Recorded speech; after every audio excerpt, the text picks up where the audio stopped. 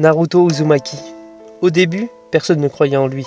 Un enfant seul, bruyant, maladroit, rejeté par tout un village avant même qu'il ne comprenne pourquoi. Chaque regard qu'on lui lançait semblait lui rappeler qu'il était différent. Alors il riait fort, il faisait des bêtises, pas parce qu'il était heureux, mais parce qu'il refusait de disparaître dans le silence. Et au fond, combien de personnes font pareil?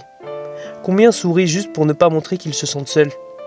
Naruto n'avait pas de famille pour le guider, pas de père pour lui montrer le chemin, seulement un vide immense, et un démon enfermé en lui que tout le monde craignait.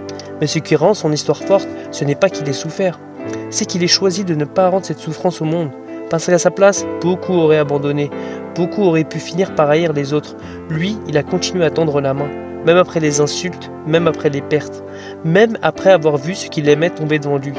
Et plus il avançait, plus il comprenait quelque chose. La vraie force ne vient pas seulement du pouvoir, elle vient de la capacité à rester humain quand la vie essaie de te briser. Naruto voulait devenir Hokage. Au début, les gens pensaient que c'était un rêve ridicule, mais pour lui, ce n'était pas juste un titre. Il voulait être reconnu. Il voulait enfin entendre quelqu'un dire « ta place est parmi nous ». Et honnêtement, qui n'a jamais voulu ça au fond? Puis, il y a eu Sasuke Uchiwa, son rival, son frère de cœur. La preuve vivante que deux personnes peuvent souffrir différemment et pourtant se comprendre sans mots. Là où beaucoup auraient abandonné Sasuke, Naruto a continué de croire en lui, encore et encore, même quand tout semblait perdu, parce qu'il savait ce que ça faisait d'être consumé par la solitude.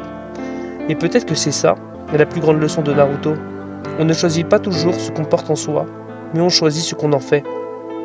Alors maintenant j'ai une question pour toi. Est-ce que tu penses qu'une personne peut vraiment rester bonne après avoir autant souffert? Ou est-ce que la douleur finit toujours par changer quelqu'un? Et toi, si tout le monde t'avait rejeté depuis ton enfance, est-ce que tu serais devenu comme Naruto ou plus comme Sasuke?